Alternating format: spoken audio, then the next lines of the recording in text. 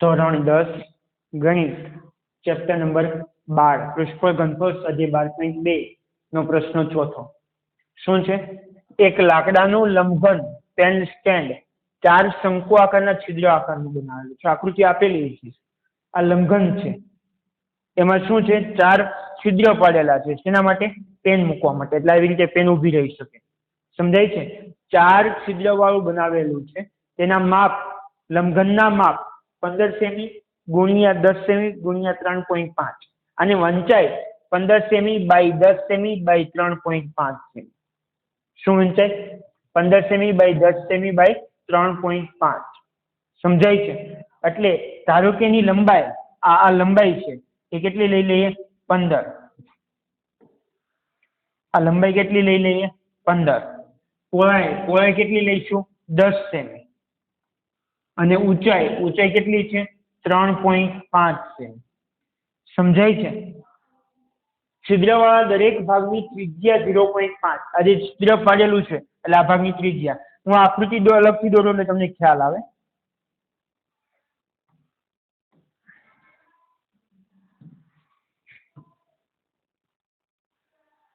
આ શંકુ આકારનું છિદ્ર કરેલું છે અને આ શંકુ આકારનું છિદ્ર આવી રીતે છે. ખ્યાલ આવ્યો? આ જે છિદ્ર કરેલો છે છિદ્ર કંઈક આવી રીતે છે. આ છિદ્રવાળા દરેક ભાગની ત્રિજ્યા, આની ત્રિજ્યા એટલે આનથી આટલો ભાગ, આનથી આટલો. સમજાય છે? ત્રિજ્યા કેટલી છે? આ 0.5 સેમી અને ઊંડાઈ 1.4. ઊંડાઈ એટલે આ સીધી ઊંડાઈ. સીધી ઊંડાઈ કેટલી છે? 1.5 સેમી છે. 1.4 સોરી 1.4 સેમી છે. તો લાકડાના સ્ટેન્ડનું ઘનફળ શોધો. આવું કંઈક છે. ચાલો લાકડાના સ્ટેન્ડનું ઘનફળ શોધીએ. દાખલો લાગે બહુ અઘરો પણ એકદમ સહેલો છે. લાગે બહુ અઘરો પણ છે કેવો? એકદમ સહેલો. ખ્યાલ આવ્યો? ચાલો ગણીએ. શું કરીશું સૌથી પહેલા? તો એક કામ કરો, આ લાકડાનું ઘન છે એનું ઘનફળ શોધી કાઢો. લંબાઈ ગુણ્યા પહોળાઈ ગુણ્યા ઊંચાઈ LBH. લંબઘનનું ઘનફળ LBH. એમાં હું શું કરીશ? 4 શંકુ છે, દેખાય છે? આ 4 શંકુનું ઘનફળ બાદ કરીશ. ખ્યાલ આવ્યો? અને શંકુનું ઘનફળ કોના પરથી મળશે? ત્રિજ્યા અને ઊંચાઈ પરથી. કારણ કે 1/3 πr²h શંકુના ઘનફળનું સૂત્ર છે. તો ખ્યાલ આવે છે? પેન સ્ટેન્ડનું ઘનફળ કઈ રીતે હું શોધીશ? પેલા લંબઘનનું ઘનફળ શોધીશ, એમાંથી હું બાદ કરીશ. શું બાદ કરીશ? 4 શંકુનું ઘનફળ બાદ કરીશ. ખ્યાલ આવે છે? તો લખીએ. સૌથી પહેલા શું લખીશું? લંબઘન માટે. લંબઘન માટે. લંબઘન માટે. ચાલો આ એકની લંબાઈ લઈએ, પહોળાઈ લઈએ અને ઊંચાઈ લઈએ. લંબાઈ કેટલી છે બોલો? 15 સેમી. 15 સેમી. પહોળાઈ b કેટલી છે? 10 સેમી. ઊંચાઈ h કેટલી છે બોલો? 3.5 સેમી. 3.5 સેમી. હવે કોના માટે લખીશું? શંકુ માટે. કોના માટે? શંકુ માટે ત્રિજ્યા આપી છે બોલો. r કેટલી છે? ત્રિજ્યા r 0.5 છે ને? કેટલી છે? 0.5 સેમી. અને એની ઊંચાઈ, શંકુની ઊંચાઈ, શંકુ જે બને છે એની સીધી ઊંચાઈ, ઊંડાઈ કે ઊંચાઈ કેટલી છે? 1.4. 1.4 સેમી. જો ધ્યાન રાખજો, અહીંયા પણ ઊંચાઈ h 3.5, અહીંયા ઊંચાઈ 1.4. બે h સરખા ના થાય એટલે h ને શું કહી દઉં છું? h dash. અથવા એક h ને કેપિટલ H પણ કહી શકાય, એકને સ્મોલ h કહેવો તો પણ ચાલે. સમજાય છે? ચાલો શું શોધીએ હવે? લાકડાના સ્ટેન્ડનું ઘનફળ. લાકડાના સ્ટેન્ડનું ઘનફળ બરાબર. ચાલ લાકડાના સ્ટેન્ડનું ઘનફળ એટલે શું થશે? લંબઘનનું ઘનફળ. લંબઘનનું ઘનફળ. એમાંથી શું બાદ કરીશ? શંકુનું ઘનફળ બાદ કરીશ. શું બાદ કરીશ? શંકુનું ઘનફળ. અને એમાં કેટલા શંકુ છે? 4. તો 4 ગુણ્યા શંકુનું ઘનફળ. ખ્યાલ આવે છે? ચાલો લંબઘનના ઘનફળનું સૂત્ર LDH માઇનસ 4 ગુણ્યા શંકુના ઘનફળનું સૂત્ર 1/3 પાઈ r સ્ક્વેર h. ચાલો કઈ સામાન્ય h નથી ભાઈ, કેમ? આને h ને શું કીધું છે આપણે? h ડેશ કીધું છે, એટલે કોઈ પણ વસ્તુ સામાન્ય નીકળતી નથી. તો ગણતરી કરીએ. ચાલો l કેટલો? 15 ગુણ્યા b કેટલો? ગુણ્યા h, એટલે શું લખીશું? 35/10 માઇનસ 4 ગુણ્યા 1 એટલે 4/3 ગુણ્યા પાઈ એટલે 22/7 ગુણ્યા ત્રિજ્યા r 0.5 એટલે શું લખીશ?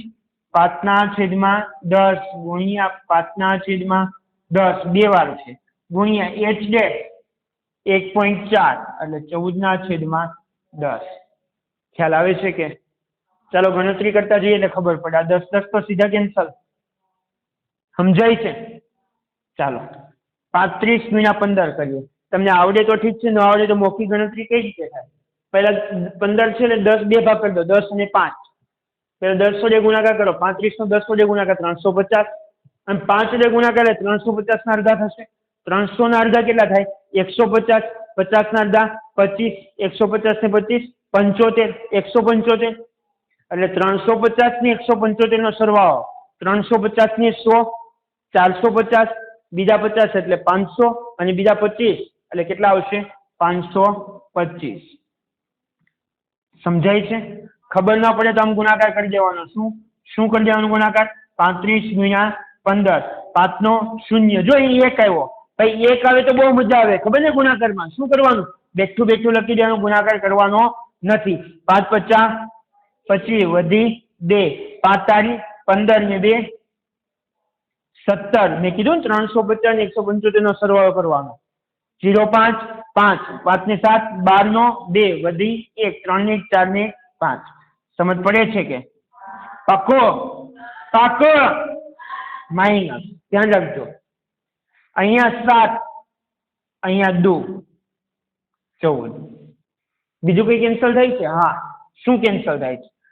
5 2 10, 5 2 10. સમજાયું? શું વેચવું ઉપર? 22 × 2 44 છેદમાં 10 × 3 30. ખ્યાલ આવ્યો કે ન આવ્યો? ચાલ 44 ભેગા 30 કરીએ એટલે 44 ભેગા કેટલા કરીશું?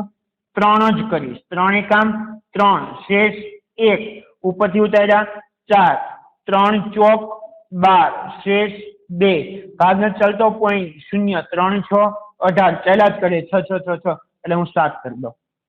આ 3 વડે ભાગાકાર કર્યો, કરવાનો કેટલા વડે હતો? 30 વડે. તો 1 પોઈન્ટ આ બાજુ ખસે તો શું જવાબ આવશે? 1.467. સમજાય છે? 1.467. આ જવાબ આવશે 1.467. પોઈન્ટ પછીના 2 અંક લખો. આ અંક 6 કરતા વધારે 5 કરતા વધારે છે એટલે આમાં 1 વધારો થાય એટલે 1.47 લખીશ. શું લખીશ? 525 માઇનસ 1.47. પોઈન્ટ વાળી બાદબાકી આવડે ને? કઈ રીતે કરવાની? પોઈન્ટની ઉપર પોઈન્ટ હોવો જોઈએ. 525 માઇનસ 1.47. કેમ મેં આવું સાઈડમાં લખ્યું? કારણ કે અહીંયા પોઈન્ટ પછી 0, પોઈન્ટની ઉપર પોઈન્ટ હોવો જોઈએ. યાદ છે ને? ચાલો 10 માંથી 7 જાય તો 3, 10 લીધો એટલે 9, 9 માંથી 4 જાય તો 5 પોઈન્ટ, 10 લીધો એટલે 4, 4 માંથી 1 જાય તો 3 2 5. સમજાયું? શું આવ્યું? 523.53 ઘન સેમી. 523.53 ઘન સેમી. તો શું લખી શકાશે? બોલો જવાબ ફાઇનલ. આમ કોનું? પેન સ્ટેન્ડ નું ઘનફળ. આમ પેન સ્ટેન્ડ નું ઘનફળ બોલો કેટલું થશે? પેન સ્ટેન્ડ નું ઘનફળ 523.53 ઘન સેમી થાય. ખ્યાલ આવે છે? જો ઘનફળના દાખલામાં ખૂબ સરસ, કાં તો ઘનફળ ઉમેરેલું હોય કાં તો ઘનફળ બાદ કરેલું હોય. ઉમેરેલું હોય તો પ્લસ કરવાનું, બાદ કરેલું હોય તો માઇનસ કરવાનું. પૃષ્ઠફળમાં તો બધામાં પ્લસ જ થાય છે જો મોટા ભાગે. યાદ છે આપણે લંબઘનમાંથી ઉપરથી અર્ધગોલક કાપેલો હતો, નીચેથી અર્ધગોલક, તોય પ્લસ થતું હતું. સમઘન ઉપર અર્ધગોલક મૂકેલો તોય પ્લસ થતું હતું. કાપ્યું હતું તોય પ્લસ, મૂક્યું હતું તોય પ્લસ. આમાં તો કાપીએ તો ઓછું થાય, મૂકીએ તો પ્લસ થાય. જો આમાંથી આ વચ્ચેનો ભાગ લાકડાનો સ્ટેન્ડ બનાવીને એમાં ડ્રીલ મશીનથી ખાડા પાડ્યા હશે, એટલે એટલો લાકડાનો ભાગ બહાર નીકળી ગયો છે ને, એટલે આપણે એ માઇનસ કર્યું. અને કેટલું બાદ કર્યું હશે? 1.47 જેટલું. ખ્યાલ આવે છે? સમજાય છે? સહેલો દાખલો છે એકદમ. અને આ દાખલા પૂછાય છે પાછા, સહેલા દાખલાથી પૂછાય છે. તો બોલો આવડે કે ના આવડે? આવડે? પાકું આવડે? લખી લો તો.